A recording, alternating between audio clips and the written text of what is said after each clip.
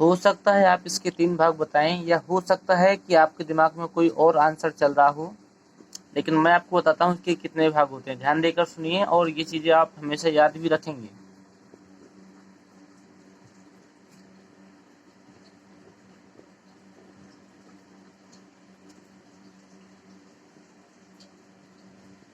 वाक्यों के 5 भाग होते हैं, जिसमें से सबसे पहला भाग है असर्टिव सेंटेंसेस। असर्टिव का मतलब होता है साधारण वाक्य। दूसरा होता है आपका इंट्रोगेटिव सेंटेंसेस, मतलब होता है प्रश्नवाचक वाक्य। ये 2 ही भाग होते हैं, इसमें नकारात्मक को आप नहीं जोड़ेंगे। साधारण के अंतर्गत ही नकारात्मक पहुंच जाता है। असर्टिव सेंटेंसेस मतलब साधारण वाक्य, इंट्रोगेटिव सेंटेंसेस मतलब प्रश्नवाचक वाक्य, इम्परेटिव सेंटेंसेस मतलब आदेश सूचक वाक्य, ऑप्टेटिव सेंटेंसेस मतलब इच्छा सूचक वाक्य, और एक्सक्लामेटरी सेंटेंसेस ये आपका विस्मयबोधक वाक्य। तो वाक्यों के प्रकार 4 प्रकार के होते हैं। यदि आपसे कभी पेपरों में भी पूछा जाए या नॉर्मल तरीके से भी आपको पूछा जाए तो आप ये 5 भाग बताएंगे। आप नकारात्मक को इसमें नहीं डालेंगे, या फिर वाक्यों के भाग पूछने पर आप टेंस के नाम नहीं बताएंगे। सबसे पहला ध्यान दीजिए फिर से क्या है, असर्टिव सेंटेंसेस जिससे हम लोग साधारण वाक्य बोलते हैं। दूसरा इंट्रोगेटिव सेंटेंसेस जिसको हम प्रश्नवाचक वाक्य बोलते हैं। इम्परेटिव सेंटेंसेस जिसे आदेशात्मक वाक्य बोलते हैं। ऑप्टेटिव सेंटेंसेस जिसे इच्छा सूचक वाक्य बोलते हैं। और एक्सक्लामेटरी सेंटेंसेस जिसे हम लोग विस्मय बोधक या विस्मय सूचक वाक्य बोलते हैं। तो वाक्यों के भाग हो गए 4। अब इसमें किस वाक्य में या किस भाग में कौन कौन से चीजें होते हैं उनको ध्यान से देखते हैं। सभी बच्चे अगर हो सके तो अपनी एक नोटबुक जरूर बनाते चलें। जितनी चीजें बताई जा रही हैं वो सारी चीजें बहुत ही फिल्टर करके बनाई गई हैं, ताकि आपको आसान भाषा में और कम से कम शब्दों में सिखाया जा सके। तो सभी बच्चे हो सके तो नोट्स बनाते हुए आगे बढ़ें, क्योंकि लिखी हुई चीजें जीवन में कभी नहीं भूलती हैं।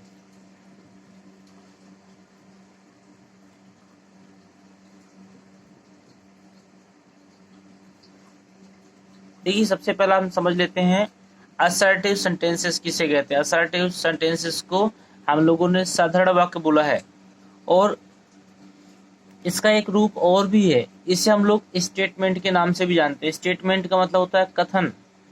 जैसे हमने बोला वर्षा हो रही है, तो ये एक कथन है जिसको हमने पूरा कर दिया। सामने वाला पूछता है क्या आप कहना चाहते हैं, तो अगले व्यक्ति ने बोला कि वर्षा हो रही है, ये उसका कथन पूरा हो गया।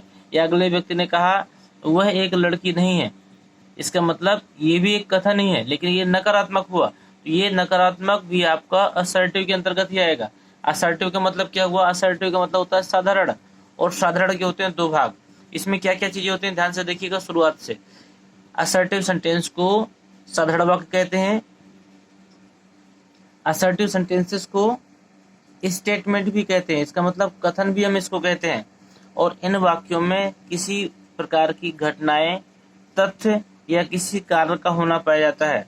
और असर्टिव सेंटेंसेस आपके 2 प्रकार के होते हैं। पहला प्रकार क्या है, अफर्मेटिव। अफर्मेटिव का मतलब होता है स्वीकारात्मक। और दूसरा है नेगेटिव। नेगेटिव का मतलब होता है निषेधात्मक या नकारात्मक। ध्यान दीजिएगा, अफर्मेटिव का मतलब साधारण भी होता है या स्वीकारात्मक। स्वीकारात्मक का मतलब जिसे स्वीकार किया जाए। और निगेटिव का मतलब होता है नकारात्मक या निषेधात्मक। ये 2 प्रकार के होते हैं।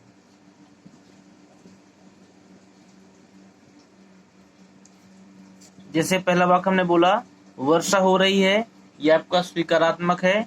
अगला है वह एक लड़का है, ये आपका स्वीकारात्मक है।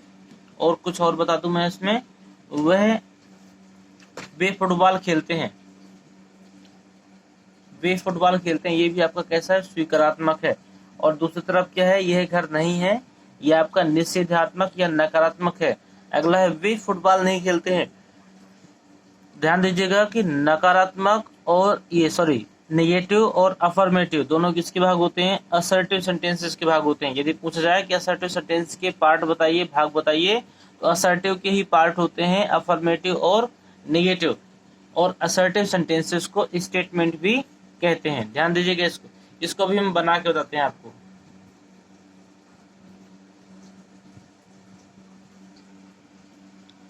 देखिए, पहला वक्त आपका वर्षा हो रही है, इसमें हम सेंटेंसों की बात नहीं करेंगे, तो इसमें सभी मिक्स होंगे। वर्षा हो रही है, ये मैं आपको बताता हूँ, ये प्रेजेंट कंटिन्यूअस का वाक्य है। ऐसे वाक्यों को जिसमें मौसम संबंधी बातें होती हैं, इट से बनाते हैं, तो ये बनेगा आपका इट इज रेनिंग। वह एक लड़का है, he is a boy. Way football खेलते हैं, दे प्ले फुटबॉल। और नकारात्मक में क्या हुआ, वह एक लड़की नहीं है, she is not a girl. Way football नहीं खेलते हैं, they do not play football. यह घर नहीं है, दिस इज नॉट हाउस। ये आपके वाक्य थे किसके, असर्टिव सेंटेंसेस के। तो आपने सीखा कि वाक्यों के 5 भाग होते हैं, जिसमें से सबसे पहला भाग था असर्टिव सेंटेंसेस। ध्यान दीजिएगा कि असर्टिव सेंटेंसेस को कभी भी हम अफर्मेटिव नहीं कह सकते हैं, क्योंकि अफर्मेटिव और नेगेटिव ये 2 भाग होते हैं असर्टिव के। असर्टिव को हम स्टेटमेंट भी कहते हैं, इसमें हमारी किसी तथ्य, घटना या किसी कार्य का बोध होता है। ठीक है, अब दूसरा भाग चलते हैं इंट्रोगेटिव।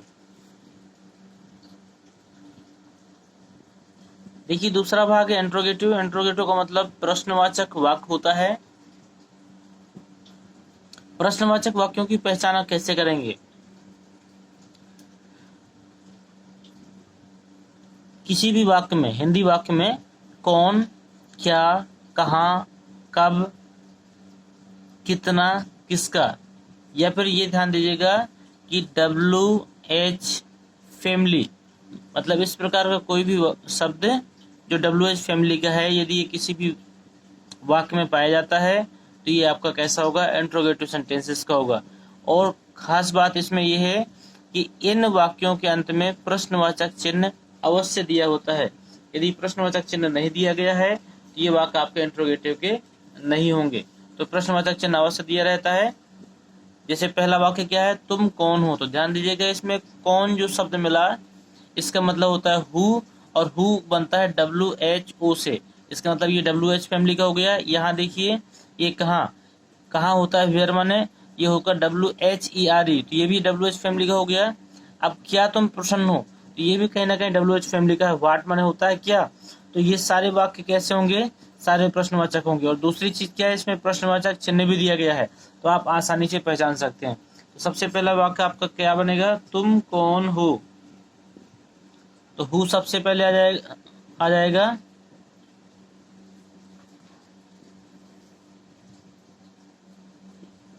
हु आर यू, तुम कहाँ रहते हो, वेयर डू यू लिव, तुम कहाँ रहते हो। क्या तुम प्रसन्न हो, तो यदि शुरू में प्रश्नवाचक चिन्ह शब्द आ जाए उसकी अंग्रेजी नहीं बनाते हैं, तो आर यू हैप्पी। आप आसानी से सीख गए होंगे प्रश्नवाचक वाक्यों की पहचान कैसे करेंगे। यदि हिंदी वाक्य है तो कौन, क्या, कहाँ, कब, कितना, किसका, इस तरह के शब्द मिलेंगे तो पहचान लीजिएगा। और यदि इंग्लिश वाक्य है उसमें प्रश्नवाचक शब्द यदि दिया गया है तो WH से होगा। देखिए इसमें भी WH है, इसमें भी WH है। अगर यहाँ पर व्हाट लिखा जाता तो ये भी WH से ही होता।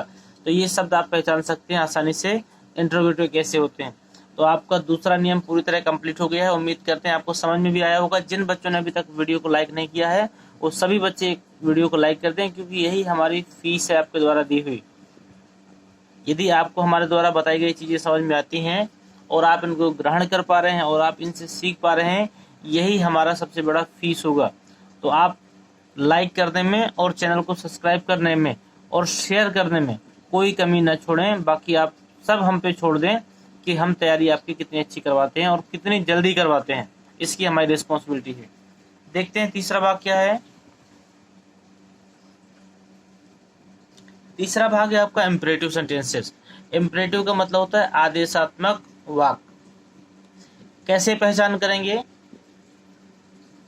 इनमें यू छुपा होता है। सबसे पहली पहचान क्या है, इसमें पूरा वाक्य नहीं दिया होगा, इसमें क्या छुपा होता है, इसमें यू छुपा होता है। जैसे ये पहला वाक्य लिखा है कक्षा के बाहर जाओ, यदि टीचर ने ये बात बोली है तो किसी न किसी को तो बोली होगी, और जब किसी न किसी को बोली होगी तो यू शब्द का हम उपयोग करेंगे। तो ये देखिए इसमें यू नहीं दिया गया है, इसमें क्या लिखा है, गरीबों की सहायता करो। कौन करेगा गरीबों की सहायता, कहीं ना कहीं इसमें भी यू छुपा है। इसमें क्या लिखा है, यहाँ, सॉरी देखते हैं, यहाँ मत बैठो, तो इसका मतलब यहाँ भी कुछ ना कुछ तो छुपा है, कोई ना कोई तो करता होगा। इसका मतलब यहाँ ये बोला जा रहा है कि तुम यहाँ ना बैठो, या फिर आप यहाँ मत बैठो, या फिर आप यहाँ मत खेलो। तो यहाँ पर जो इम्परेटिव सेंटेंसेस होते हैं उसमें कहीं ना कहीं आपका यू छिपा होता है। तो पहला नियम आपको क्लियर हो गया होगा। दूसरा क्या है, इसके जो अंग्रेजी वाक्य होंगे, इसमें क्या लिखा है, वाक्यों का प्रारंभ मुख्य क्रिया से होता है। इसमें जो अंग्रेजी वाक्य होते हैं उनका जो प्रारंभ होता है किससे होता है, मुख्य क्रिया से होता है। तो आप दूसरा तरीका ये भी है कि इसमें यू का प्रयोग हम करेंगे नहीं, क्योंकि यू साइलेंट रहता है और इसमें वाक्यों का प्रारंभ किससे होता है, मुख्य क्रिया से होता है। तीसरी चीज क्या होगी, इन वाक्यों में आज्ञा का भाव होगा, निवेदन का भाव होगा, सलाह का भाव होगा, प्रस्ताव का भाव होगा। इन सब चीजों को आप देख सकते हैं। अगला है, इनको नकारात्मक बनाने के लिए यदि कोई भी ऐसा वाक्य है जो इम्परेटिव है और उसे आपको नकारात्मक बनाना पड़े तो आप क्या करेंगे, सबसे पहले डू नॉट या नेवर का प्रयोग कर देंगे और ये वाक्य कैसा बन जाएगा, नकारात्मक बन जाएगा। फिर से चारों नियम देख लीजिए। इनमें सबसे पहले चीज यू साइलेंट रहता है, इसलिए आपको यू का प्रयोग नहीं करना है। दूसरा, इनका प्रारंभ, ऐसे वाक्यों का प्रारंभ मुख्य क्रिया से होता है। तीसरा, पहचानने के लिए बता रहा हूं मैं, तीसरे में आज्ञा, निवेदन, सलाह या प्रस्ताव, इन चीजों का भाव हो तो समझ लीजिएगा कि इम्परेटिव सेंटेंस है। और आपको यदि नकारात्मक बनाना पड़े या फिर आपको इन वाक्यों में नकारात्मक भाव प्रकट हो तो आप उसमें डू नॉट या नेवर का प्रयोग सबसे पहले कर देंगे, इसके बाद में वाक्य को बनाएंगे। सभी बच्चे उम्मीद करते हैं कि ये पहचान सीख गए होंगे और ये वाक्य कैसे बनेंगे ये भी आपको समझ में आ गया होगा। देखते हैं बना के। देखिए, सबसे पहला वाक्य था कक्षा के बाहर जाओ। कक्षा के बाहर जाओ तो क्या लिखा हुआ है, get out from the class. इसमें देखिए यू का हमने कहीं प्रयोग नहीं किया और पूरा वाक्य बन गया get out from the class. अगला क्या है, गरीबों की सहायता करो। तो सबसे पहले देखिए हमने क्या किया, मुख्य क्रिया लगा दी हेल्प द पुअर, इसका मतलब गरीबों की सहायता करो। अगला क्या है, यहाँ मत खेलो, तो डू नॉट प्ले हियर, यहाँ मत खेलो। अगला है कभी झूठ मत बोलो, तो कभी नहीं की बात आ रही इसलिए हमने सबसे पहले क्या लगा दिया, never tell a lie. Tell a lie माने झूठ ना बोलो, और यहाँ पर कभी लग गया तो हमने क्या लगा दिया, नेवर। उम्मीद करते हैं आपको ये तीसरी पहचान, मतलब तीसरा प्रकार का वाक्य जो है आपका इम्परेटिव सेंटेंस, इसको बनाने का तरीका और इसकी पहचान आपको पूरी तरह समझ में आ गई होगी। जिन बच्चों को समझ में आ गया एक बार कमेंट बॉक्स में यस जरूर लिख दें, जो चीजें क्लियर हो गई। अब चलते हैं चौथा और पांचवा प्रकार देखते हैं। ये लगभग मिलते जुलते हैं लेकिन ये आसानी से आपसे बन भी जाएंगे और पहचान भी मालूम हो जाएगी। देखिए, ऑप्टेटिव सेंटेंस का मतलब होता है इच्छा सूचक वाक्य। इच्छा सूचक का मतलब जहां कहीं ना कहीं व्यक्ति की अंतरात्मा से जो आवाज निकले, जो वो बोले, उसमें क्या होता है, अंतरात्मा से निकलने वाली आवाज, उससे हम लोग अभिशाप भी बोलते हैं, श्राप जिसे कहते हैं, उसे आशीर्वाद भी बोलते हैं, उसे कामना भी बोलते हैं, उसे इच्छा भी बोलते हैं। इसका मतलब क्या हुआ, जब व्यक्ति किसी से दुखी होकर कोई बात बोलता है उसके लिए, जो उसके लिए हानिकारक हो, तो उसे हम लोग क्या कहते हैं, श्राप, उसे अभिश्राप भी कहते हैं। और जब कोई व्यक्ति किसी से खुश होकर कुछ देने की बात करता है तो उसे कहते हैं आशीर्वाद। और कामना और इच्छा क्या होती है, जब कोई व्यक्ति किसी से उपेक्षा करे। कामना क्या है, जैसे हमने ईश्वर से कामना की कि वह हमें एक अच्छी जॉब दे दे, या फिर वह हमें कोई एक अच्छा घर दे दे, या फिर वो हमें एक अच्छा रोजगार दे दे, तो ये क्या चीजें हैं, कामना। और इच्छा क्या होती है, ईश्वर करे तुम्हारे साथ ऐसा हो जाए, ईश्वर करे तुम ऐसे हो जाओ। तो ये सारी चीजें इच्छाओं के अंतर्गत होती हैं। यदि इस प्रकार का भाव प्रकट हो जिसमें व्यक्ति की इच्छाएं शामिल हों तो वो आपके इच्छा सूचक वाक्य कहलाते हैं। इन्हें हम लोग ऑप्टेटिव सेंटेंस भी कहते हैं। इन्हें आप इम्परेटिव मत बोलिएगा, ये ऑप्टेटिव सेंटेंस होते हैं। इसमें कहीं ना कहीं मन के भाव और ईश्वर से संबंधित चीजें शामिल होती हैं। तो सबसे पहला वाक्य क्या है, ईश्वर करे तुम दीर्घायु हो।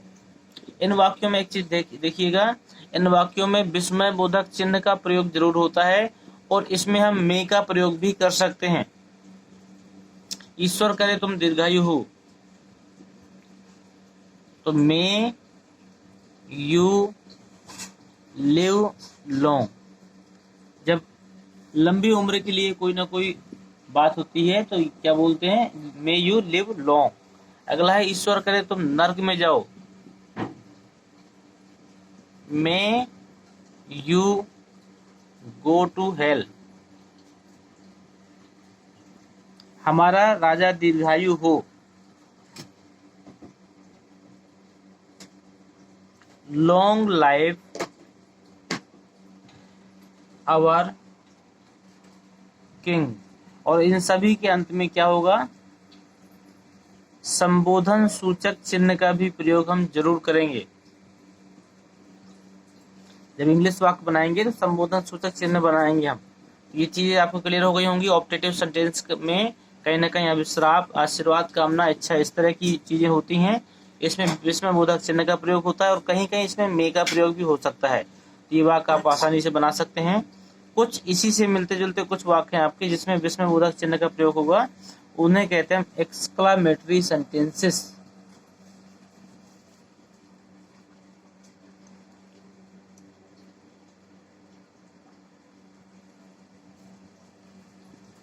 एक्सक्लामेटरी को क्या कहते हैं, इसको विस्मय सूचक।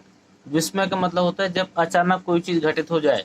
इसका मतलब ये है कि यदि आप नॉर्मल अवस्था में बैठे हैं, अगर आपसे कोई कह दे कि उनका देहांत हो गया है तो आप क्या करेंगे, अचानक चौंक जाएंगे। यदि हो सकता है कि कोई प्लेयर मात्र 6 रनों से जीतने वाला हो या फिर उन्हीं 6 रनों से हारने वाला हो, अचानक उसका छक्का आ जाए और वो मैच जीत जाए, पूरा मैच उन्हीं के पक्ष में आ जाए, तो ये क्या होता है, विस्मय, आश्चर्य हो गया। यदि हो सकता है कि हम किसी रास्ते से जा रहे हैं, किसी ऐसे सुंदर मकान को देखा जिससे हमने पूरे जीवन में नहीं देखा है, तो हमारे लिए क्या होगा, विस्मय सूचक होगा। मतलब कहीं ना कहीं हमें उसको देखकर आश्चर्य होगा। तो ये सारी चीजें क्या होती हैं, जब आपको अचानक कोई चीज समझ में आ जाए जिसमें खुशी का भाव प्रकट हो, दुख का भाव प्रकट हो, बहादुरी का भाव प्रकट हो या आश्चर्य का भाव प्रकट हो। ध्यान दीजिएगा, इसमें इच्छाएं, आशीर्वाद, श्राप नहीं होगा। इसमें कहीं ना कहीं मन के भाव प्रकट होते हैं।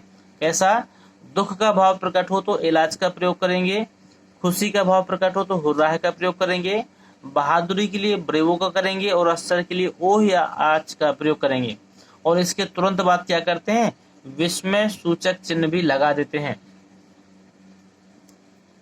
जैसे क्या है, हाय मैं बर्बाद हो गया, तो हाय का इसका मतलब कहीं ना कहीं बुरी खबर मिली है, तो इसमें हम क्या कर देंगे, इलाज, और हम विस्मय सूचक चिन्ह लगाएंगे। कौन बर्बाद हो गया, मैं बर्बाद हो गया, तो आई एम ruined।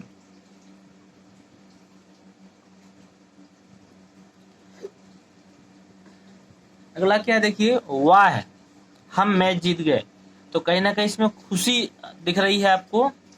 जब खुशी दिख रही है तो हम क्या करेंगे, हुर्रा है, खुशी है, हुर्रा है, वी वन द मैच। सभी बच्चों को हमारे द्वारा दी गई आज की ये क्लास पूरी तरह समझ में आ गई होगी और उम्मीद करते हैं आज आपने वाक्य के प्रकार, जो 5 प्रकार थे आपके, इन 5 प्रकारों को बहुत आसान तरीके से सीखा। हमने कुछ वाक्य भी बनवाने का प्रयास किया और एक एक चीज़ों को हमने आपको समझाया भी, और उम्मीद करते हैं आपको समझ में भी आया होगा। इसके अतिरिक्त इन वाक्यों में से कोई वाक्य यदि आप अपने तरफ से बनाना चाहें तो उसको बनाइए और नियम को एक बार दोबारा देखिए। अगर हो सके तो हमारे द्वारा दी गई इस वीडियो की आप एक नोट्स भी तैयार करिए, क्योंकि जब आप नोट्स को तैयार करेंगे तो वो चीज़ें आपको कंठस्थ हो जाएंगी और जीवन में कभी नहीं भूलेंगी। और 102 बार यदि आप वीडियो भी देख लेंगे तो भी आपका पूरा तैयार हो जाना है। तो उम्मीद करते हैं आज की क्लास बढ़िया रही होगी। आप फटाफट इस क्लास को और इस वीडियो को अपने सभी दोस्तों में और मैक्सिमम ग्रुपों में शेयर जरूर करें, ताकि सभी बच्चे इस लॉकडाउन के अंतर्गत निःशुल्क शिक्षा का बेनिफिट ले सकें। आज के वीडियो हम यही समाप्त करते हैं। पूरा वीडियो देखने के लिए बहुत बहुत धन्यवाद आपका।